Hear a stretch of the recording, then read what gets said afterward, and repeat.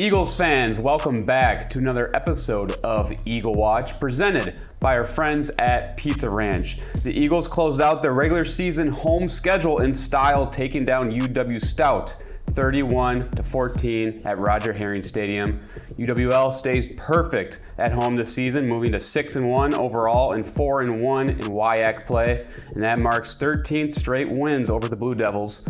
So Coach Matt Janis joins me once again to break down the performances, the big moments that swung the game, and how the Eagles are preparing for another huge test on the road next week, or I guess this weekend, against UW River Falls. So, Coach, thanks for joining me. Undefeated at home this season. Let's break break down this last game. How was the energy? Tell us about it. I think first and foremost it goes on to our senior class. I mean, this has been such a unique class that we've had that is so great and intentional with their leadership and really just putting it on them to will this team forward. So obviously their senior day, always cool to have them get recognized for all the hard work, all the sweat, everything that they poured into our football program, right? And so really cool to have them recognized before the game. But as they've continued to show this year, I think that's the group that we've continued to lean heavy on to will us forward here, and they did another great job. I felt like our team played a truly complete game against UW-Stout. I think to play that well defensively against a really good quarterback, two really good receivers, and to have some good, we had a huge turnover. Trent Mullen gets a huge turnover on an interception on a one-on-one route, which was a huge change of momentum there. I thought as you look, we get to play on special teams where Sal Ballesteri, he does a great job kind of recovering the punt in the end zone. Just an incredible effort by him, and then switch it over to the offense side of the ball, and I think our offense continues to find ways to move the football, and sometimes it resulted on some quick game, then they took away some one-on-ones as the game went on. We were kind of slow with our run game, then we were able to get that thing rolling. I think we had another huge game on offense with third down conversions and being able to convert on third down. I think we were like 11 for 17, something crazy like that. So they did a really good job on that, and then to have to play three quarterbacks and kind of move through that, and to see Big Mo come in and Nolan and come in and be able to lead us down in the third quarter. Well, then he got hurt, and then to see Jacob Huber hop in and kind of the offense really didn't miss a beat, and Jacob takes us down and then finishes the game for us. So really impressed with the depth of our offense and how well Coach Yeagy's utilizing our personnel. Yeah, definitely. You mentioned moving the ball. Let's talk about the opening drive. 14 plays, nearly 8 minutes of the clock. Yeah. How satisfying is that to just move down, get to business, and you score a touchdown, you shaved off a good chunk of clock. How do you feel about the play calling on that first drive? Like you said it, the first quarter was over like that. Yeah. Because their first drive was kind of similar, and then they end up missing a field goal. We held them on defense. They ended up bringing the field goal team out, I don't know, maybe 35-plus yarder, and he ends up missing it. And then our offense does that drive. And then by the end of it, you're like, oh, the first quarter's done. Yeah, it was just wild how fast that went. But anytime you can get your offense to dominate the time of possession, be able to do that, and then, more importantly, put points on the board with that. That's when the play callers are in rhythm. That means we're executing on offense, getting ourselves down the road, executing there. And so that's just huge, especially on that first drive of the game. Yeah, I want to talk a little bit about the three quarterbacks, the depth that you already mentioned. How does that versatility help your offense overall?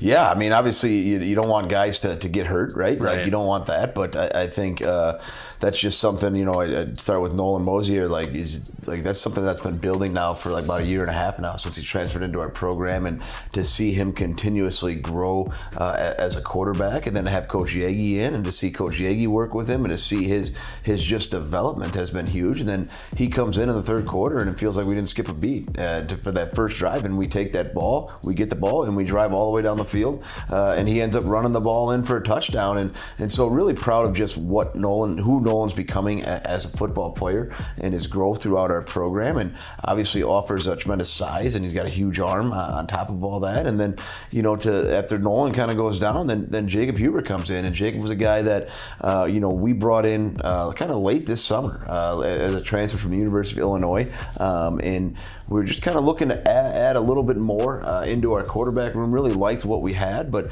knew we wanted to add a little bit more depth. And Jacob was looking for a new home, so Jacob transferred in late this summer. And that's always tough when you don't get a spring ball, especially at the quarterback position, right? When you don't get a spring ball, but we were able to early on in the season utilize Jacob's athleticism, right? And we knew it. And Coach Yagi had a nice little package for him against Wayne State, and then unfortunately Jacob gets hurt, and he's been out for whatever that was, 3 or 4 weeks, and like he just got cleared really for this game here, and thank goodness he did, because he comes in and has a tremendous impact on that game and makes some pretty big throws, and then obviously makes some huge plays with his legs. Assuming those quarterbacks, they all get along, you know, they lean on each other, you know, they're helping each other. Do you feel the positive energy just, you know, radiate from one another? Yeah, no doubt. I mean, obviously it starts with Kyle and the type of leader that he is, and we've talked so much about him and the intangibles that he brings to that room. And then I think it's just the personality of Nolan and Jacob. I mean, I think Nolan is so down to earth, so well liked with his teammates. And then, you know, what's been really cool, you know, we talked about Jacob coming in as a transfer. Is the way Jacob's just kind of integrated into our culture and the relationships that he created right away. You know, sometimes that's hard when you come into a new place, and it feels like Jacob's been here for 5 years. That's how well he's situated himself. He's got a great group of friends within our team, and so I think that's a quarterback room along with Coach Yagi. Obviously, is a huge piece of that, and with meetings and all that just continuously feeds off each other, but also challenges each other, and also is able to kind of create that competition within the room. I love it. A true brotherhood. On the defensive side of the ball, you know, only 265 total yards allowed. What stood out to you about their performance? Yeah, I mean that's saying something, especially against, like I said, against that offense, especially against that quarterback who's just a dual threat and can do a lot of different things, and with a really good number one, that receiver, really good matchup on the outside for him. So I think, you know, first and foremost, I think we were able to, in the first series, we didn't do a good job until they kind of crossed over the 50, but we took away their quick game, right? They wanted to get bubble, they want to get the ball on the perimeter, they want to see if they can take a bubble and turn it into 7, 8, 9, and they did kind of early on in that game, but eventually we kind of took that out, and that was our corner, and some of our Sam linebackers were able to kind of eliminate that part of their playbook. And then, you know, I think really trying to start to turn it into some one-on-ones, which they got one, and then eventually we started winning those, so those kind of went away. And then I thought our defensive line was able to really kind of take over that game as the game went on. I think Chris Powell had 2 sacks. Bodie had, 2 or 3 quarterback. We started to maybe not get to him all the time, but started to create a presence there where he knew he had to get rid of the football. And again, that disrupts timing, that disrupts what he's seeing, his ability to come back on a different read. So I thought we did a good job keeping number 6 in the pocket. Yeah, well said. Okay, so we already mentioned this. You're undefeated at home, you know, and we know the Eagles fans, they travel well, but what was this last home game of the season like energy-wise? Yeah, I mean, it's a real thing. Like, home field advantage is a real thing, like across all sports. And, you know, part of that is the environment, right? Is the fans. It's being in your stadium. It's being in the stadium that you practice all day. Part of it's the comfort that you're part of it, right? Like, I know our routine. We know our routine when we're at home, and where we go, and where we eat breakfast, where we meet, where we do walkthroughs. And so I think a lot of it's that. And then obviously the fans and the energy that they bring, and being able to play off of our home crowd. Like, that's a real thing in college football. It definitely is, and it's bittersweet. The season's flying it is. by. I know, it's hard to believe that, right? You feel like in August, and you feel like in like the early part of the season, like it's taking time, and then like you hit conference and it just rolls, it just goes, and you're like, oh my gosh, that was our senior day. Like, it's hard to imagine that. Now it's, you know, we got 2 more games left in the regular season, and so it's crazy how fast the season moves. It is. Well, congrats on the win. We're gonna take a look at this next upcoming matchup at UW River Falls, but first let's hear a word from our sponsor, Pizza Ranch of La Crosse. Pizza Ranch serves buffet your way. Dive into our buffet featuring a variety of legendary pizzas, crispy fried chicken, and classic American sides. And don't miss out on the excitement of our Fun Zone arcade. Pizza Ranch, everyone's favorite buffet. Eagles fans, welcome back to Eagle Watch. Coach Matt Janis is here joining me once again, and we're going to break down the upcoming matchup at UW River Falls. You said it's a tough offense that you're facing. Yeah. Let's hear about it. Yeah, no doubt. I mean, it is a team that's playing really, really well right now. They are, and obviously on their offense side of the ball, and it starts with with the best player in college football. I mean, that's what he is. He's going to be the Gagliardi Trophy winner in their quarterback, number 14.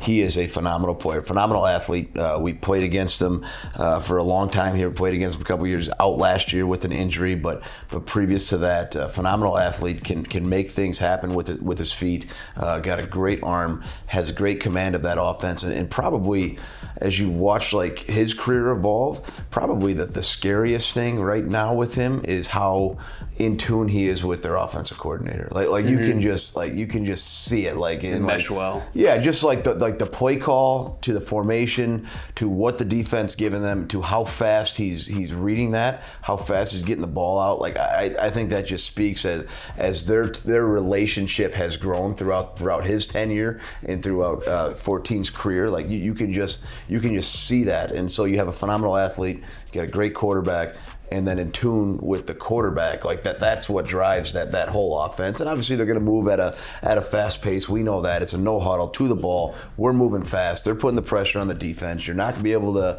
sit there and see the formation. They're going to sit in the same personnel grouping the whole time. Like, you're not going to get to be able to do that. So you got to change the way that you play. You have your play calls come in and all that. Then you got to worry about rotations and all that. But and then on top of it, I think offensively, like their wide receiver core, like a core, like the whole group is playing at a really, really high level. So if you're going to try to say, hey, we're going to go match you up one-on-one, I mean, like that's what Whitewater just tried to do. I mean, Whitewater just tried to play cover, I guess, 1, cover 0, something in that, and those receivers just like ate them alive. And then like there's a reason why they scored 52 points. So like the receiving core as a whole is a really nice group. And then I really like their tight end in 89. I think he's a phenomenal blocker. I think. And he's not Travis Kelce. He's not getting 50 plus targets a year, but like what he does for that offense is just such a critical piece, because he's going to be not only out in space and trying to run some outs, but he's going to be in the box and he's going to create that quarterback run game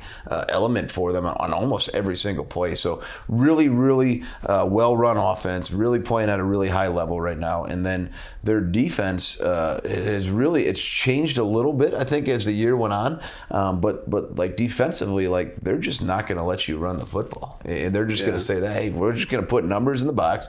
They got a 6'5", I guess he's a safety hybrid that you would say, that they're going to kind of funnel the run game too, and they're just going to say you're not going to run the ball, and they're going to play kind of cover one, some man-to-man on the outside, and say you got to try to complete your one-on-ones. And I think their defensive coordinator does such a good job too, and he has for a long time now, just getting that group to play so physical, like that. That's a group that just wants to run their face mask through you. So we're going to have to match that physical intensity here when we take the field on Saturday. Yeah, it's going to be a tough matchup, but I believe in the Eagles, obviously. Mm-hmm. What things are you most improving this week? I know, obviously, we just came off a nice win at home, finishing, the home slate. Mm-hmm. But what are we most improving for this matchup? Just continuing to enjoy the process of the week. It's not about beating River Falls today. It's about just having a great practice, having a great Tuesday practice. It's one of our heavier practices.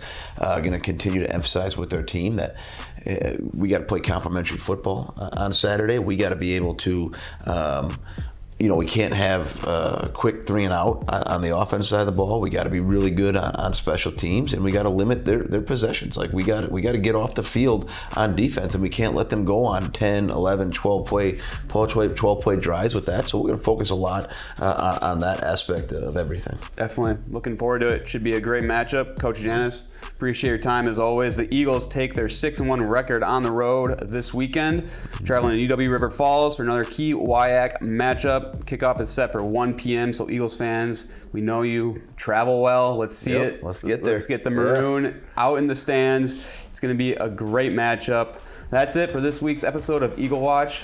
Appreciate your time, Matt Janis. Go Eagles. Go Eagles.